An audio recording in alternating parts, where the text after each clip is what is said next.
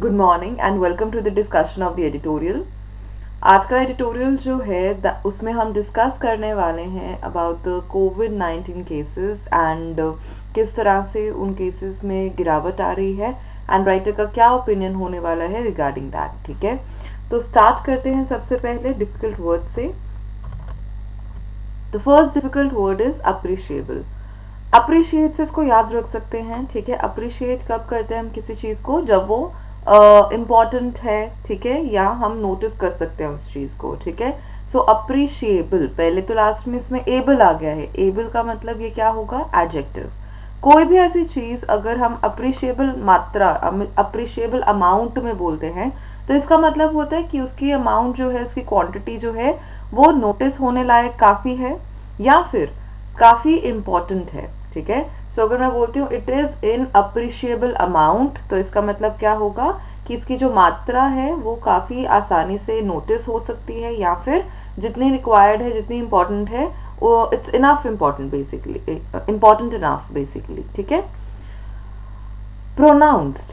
Pronounced का मतलब होता है कोई भी चीज़ जो बहुत ही ज़्यादा क्लियर है, स्पष्ट है। ठीक है, बहुत आसानी से नोटिस किया जा सके अगेन उसको, या फिर वो सर्टेन है, श्योर है, क्लियर है कि ये तो है ही। ठीक है, सो एडजेक्टिव के तौर पे इसको आप यूज़ करोगे। स्पष्ट रूप से अगर कोई चीज़ हो तो उसको यूज़ कर सकते हो वर्ड को। Bear the brunt of, past में, जैसे कि इस आर्टिकल में पास्ट में यूज हुआ है तो वहां बोर लिखा हुआ है, बोर द ब्रंट ऑफ, क्योंकि आपको पता है बियर का पास्ट बोर होगा। सो बियर द ब्रंट ऑफ का मतलब होता है कि किसी भी, कोई भी चीज जो कोई अनप्लेजेंट चीज हुई है, कोई प्रॉब्लम है, तो उस प्रॉब्लम का जो भोगना या झेलना जो है, ठीक है, मेन पार्ट जो इंसान झेलता है, हम बोलते हैं कि ही और she is bearing the brunt of it. ठीक है, then comes the word diligently. Diligently L Y last में लग गया है, सो एडवर्ब है ये। कोई भी काम जो बहुत ज्यादा हार्ड वर्क, मेहनत से किया जाए, ध्यान से किया जाए, तो आप बोलते हो कि वो डिलीजेंटली किया गया। डिलीजेंट इंसान किसको बोला जाता है, जो बहुत ज्यादा हार्ड वर्क करता है। ठीक है, तो ये आपने इसको याद रखना है डिलीजेंट से। फाइन, आगे बढ़ते हैं। सेंटिनल। सेंटिनल आमतौर पे सोल्जर को बोला जाता है, लेकिन आप इन जनरल ऑल्सो अगर कोई भी इंसान किसी चीज को गार्ड कर रहा है, पहरा दे रहा है, ठीक है, तो आप उसे सेंटिनल बुला सकते हो। एनी पर्सन जो बेसिकली किसी चीज को गार्ड कर रहा है, प्रोटेक्ट कर रहा है। फाइन, तो पहरेदार या गार्ड, नाउन के तौर पे ये यूज होगा। टोपोग्राफी प्लूरल बन रहा है, तो वैसे आपको पता चल गया नाउन होगा। ठीक है, किसी भी जगह की भौगोलिक स्थिति, यानी कि जोग्राफिकल उसका कैसा फीचर है। ठीक है, स्पेशली अगर आप बात करते हो लैंड की, ठीक है, कि माउंटेन्स, हिल्स, ठीक है, किसी भी तरह का जो नेचुरल फीचर है एक जगह का, वो उसका टोपोग्राफी होता है। ठीक है, then comes the word complacent. Complacent एक एडजेक्टिव होगा। यूजुअली ना ये इसका मतलब सेटिस्फैक्शन ही होता है, ठीक है, संतुष्टि होता है, लेकिन फर्क क्या है, सेटिस्फाई होना एक न्यूट्रल या पॉजिटिव वर्ड होता है, लेकिन अगर आप बात करते हो कंप्लेसेंट की, तो कहीं ना कहीं complacent is a negative term. क्यों, क्योंकि इसका मतलब होता है कि आप इतने ज़्यादा अपनी एबिलिटीज से, अपनी यू कैन से कैपेबिलिटीज से या सिचुएशन से इतना सेटिस्फाइड हो कि आप कुछ बेहतर करने की कोशिश ही नहीं करते। ठीक है, तो ये थोड़ा सा नेगेटिव में जाता है।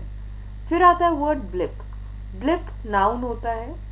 किसी भी तरह का चेंज जो कि हाल फिलहाल के लिए टेम्पररी चेंज है और उसका कुछ ज्यादा पर्पस नहीं हो, कोई स्पेशल मीनिंग ना हो, तो आप बोलते हो कि ये ब्लिप है, कि बस अभी कुछ ही समय के लिए चेंज है, वापस से बदल जाएगा। ठीक है, तो ये थे कुछ डिफिकल्ट वर्ड्स, होपफुली आपको समझ आ गए हों। स्टार्ट करते हैं आर्टिकल।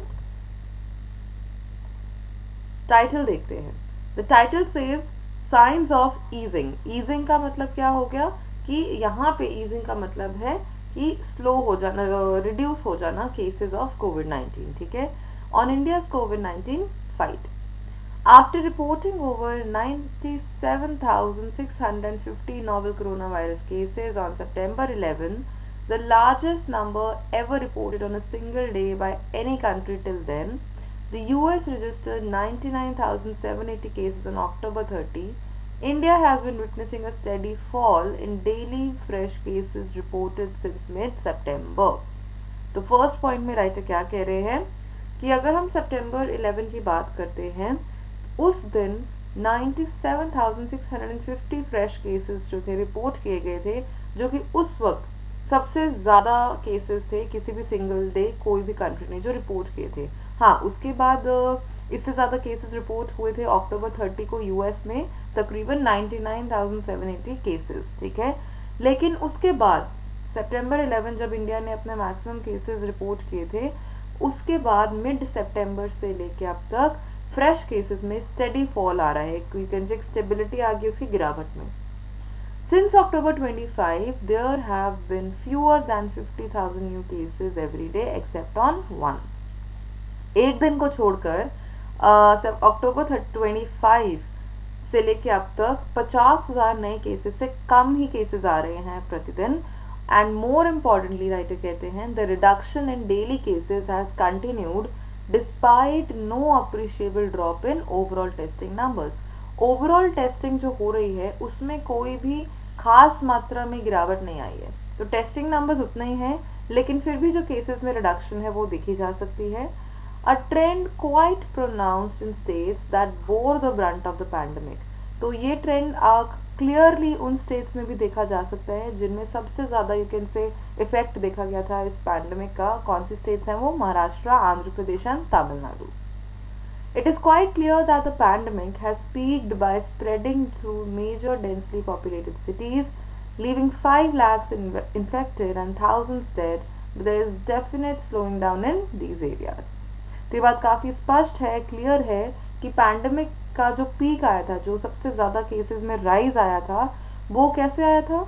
जितनी भी डेंसली पॉपुलेटेड सिटीज़ हैं, जहाँ पे पॉपुलेशन जो है वो सबसे ज़्यादा है, मेजर सिटीज़ जो हैं, वहाँ पे स्प्रेड हुआ जब ये, तो इसके केसेस में पीक आना स्टार्ट हुआ, जिससे कि लाखों इन्फेक्ट हुए और थाउजेंड्स ही जो थे उनकी डेथ हो गई। लेकिन अब इन एरियाज में डेफिनेटली राइटर बता रहे हैं कि एक स्लो डाउन आया है, गिरावट आई है केसेस में। Since August, cases had already started to pile up beyond urban areas in rural districts.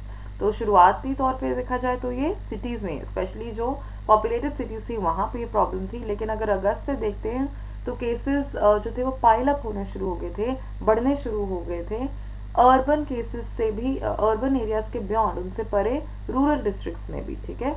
It is unclear whether the drop in daily cases and deaths registered in the urban areas is playing itself out similarly in rural areas as well, as unlike urban areas, the protocols for testing, treatment, isolation are not as diligently followed because of gaps in rural health infrastructure across states.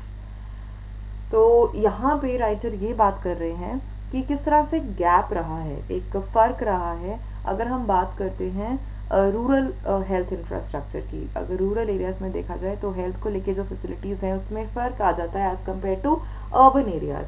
तो यहाँ पे एक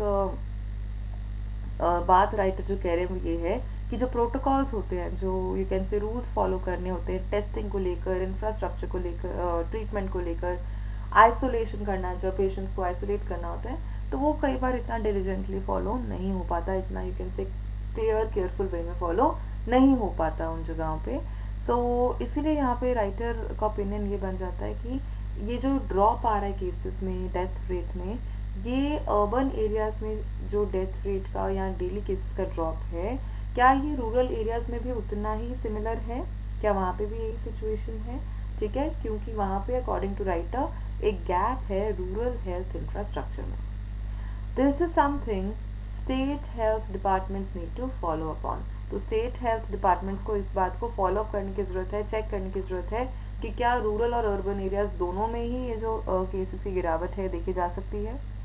There is evidence from other disease surveillance in past that states with better primary health and sentinel infrastructure across topographies, urban or rural, have recorded diseases better.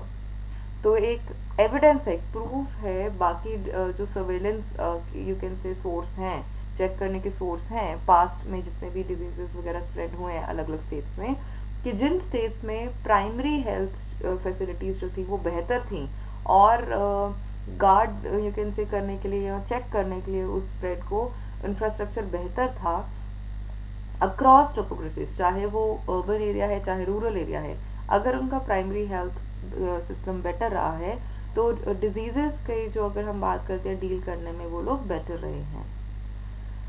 For example, reporting of HIV cases in Maharashtra and southern states resulted in the recording of more cases, while Uttar Pradesh, Bihar, and a few other northern states reported fewer cases. Example के तौर पे यहाँ पे writer बात कर रहे हैं HIV के केसेस की, कि अगर महाराष्ट्र और सदर्न स्टेट्स की बात करते हैं तो HIV केसेस की जो रिपोर्टिंग हुई है, ठीक है, वो ज़्यादा रही है as compare to Uttar Pradesh, Bihar और बाकी Indian states, north Indian states, ठीक है, जहाँ पे केसेस रिकॉर्ड कम हुए थे. The absence of evidence is after all not the evidence of absence, and Uttar Pradesh, Bihar and others must not become complacent about the drop in cases and must continue to increase their respective testing rates to keep pace with the rest of India. So writer यहाँ पे ये कह रहे हैं कि अगर evidence की absence है, अगर प्रूफ की एब्सेंस है, तो इसका मतलब ये नहीं है कि डिजीज की भी एब्सेंस है. ठीक है, ये एब्सेंस ऑफ एविडेंस, एविडेंस की एब्सेंस, एविडेंस की कमी, प्रूफ की कमी, ये नहीं बताती कि डिजीज है ही नहीं है. ठीक है, कि एब्सेंट हो गया है, ये इस बात का प्रूफ नहीं है.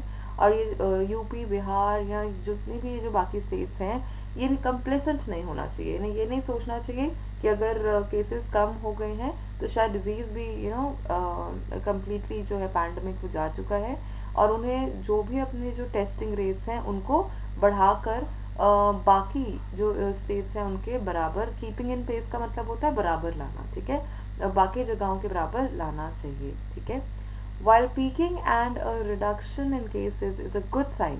देखा जाए तो ये जो पीकिंग और रिडक्शन है, आपको पता है केसेस का सबसे पहले एक पीक आया था और उसके बाद रिडक्शन स्टार्ट हुआ, तो ये जो पीक बन रहा है, हाईएस्ट जो रिकॉर्ड हुआ और उसके बाद जो गिरावट आई है केसेस में, एक अच्छा साइन है. That could ease the strain on health infrastructure. और जो स्ट्रेस आया हुआ है, स्ट्रेन आया हुआ है हेल्थ इंफ्रास्ट्रक्चर पे, वो ईज हो सकता है, वो कम हो सकता है.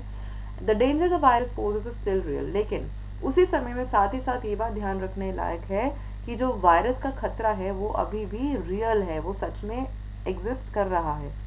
द डिप इन केसेस में turn out to be just a statistical blip. हो सकता है ये जो डिप आया है, गिरावट आई है केसेस में, ये एक स्टैटिस्टिकल ब्लिप है, ये टेम्पररी मान लो चेंज हो सकता है.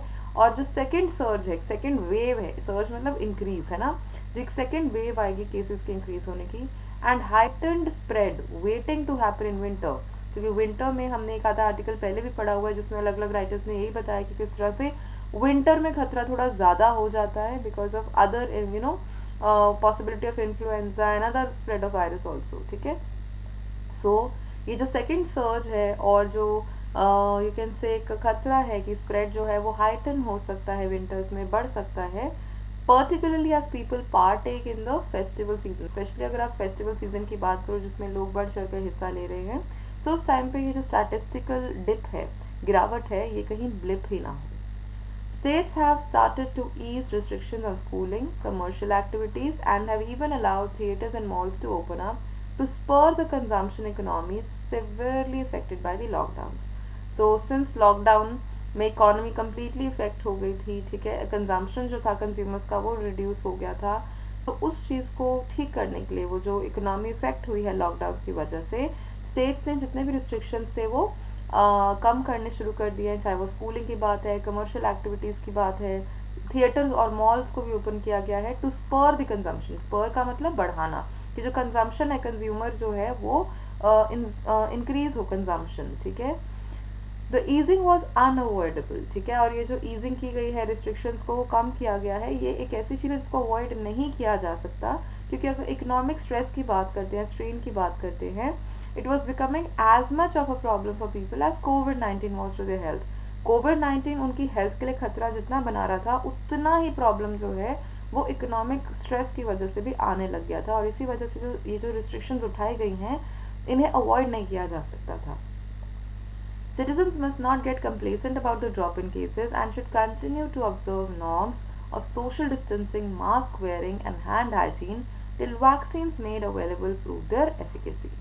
सो राइटर यही कंक्लूड कर रहे हैं कह के कि आप ये जो केसेस हैं, इन केसेस को का जो ड्रॉप आया है, इसको आप ये नहीं समझ सकते कि डिजीज जो पैंडमिक है वो ख़त्म हो गया है, कंप्लेसेंट नहीं हुआ जा सकता, मतलब आप एक तरह से निश्चिंत नहीं हो सकते हो।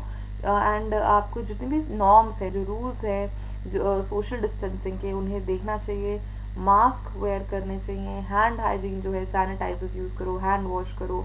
ये तब तक करना चाहिए जब तक कि वैक्सीन जो अवेलेबल हुई हैं वो अपनी एफिकेसी, एफिकेसी का मतलब क्या होता है, अपनी एफिशिएंसी, कि वो कितनी काम कर रही हैं, कितना असर कर रही हैं, जब तक ये प्रूव नहीं हो जाता तो हम अपने नॉर्म्स जो है सोशल डिस्टेंसिंग और मास्क वगैरह को लेकर, हाइजीन को लेकर, वो हमें फॉलो करते रहने चाहिए। ठीक है। सो अगर मैं सम अप करती हूँ ये आर्टिकल आपके लिए, तो राइटर ने स्टार्ट किया है ये बताते हुए कि किस तरह से पीक आया था एक केसेस का मिड सितंबर के तक, और उसके बाद रिडक्शन जो है वो केसेस की वो स्टार्ट हो गई in most of the cases.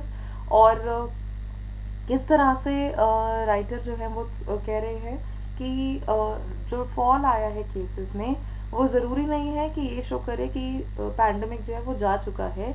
एक खतरा स्टिल हो सकता है, अगर हम बात करते हैं सेकेंड वेव का, या किस तरह से जो स्प्रेड है वो हो सकता है विंटर्स में। और इसीलिए बहुत ज़्यादा ज़रूरी बन जाता है कि हम लोग अपने मेजर्स जो है, स्टेप्स जो हैं वो लेते रहें, जो अभी तक हम सोशल डिस्टेंसिंग करते आए हैं, मास्क वेयर करते आए हैं।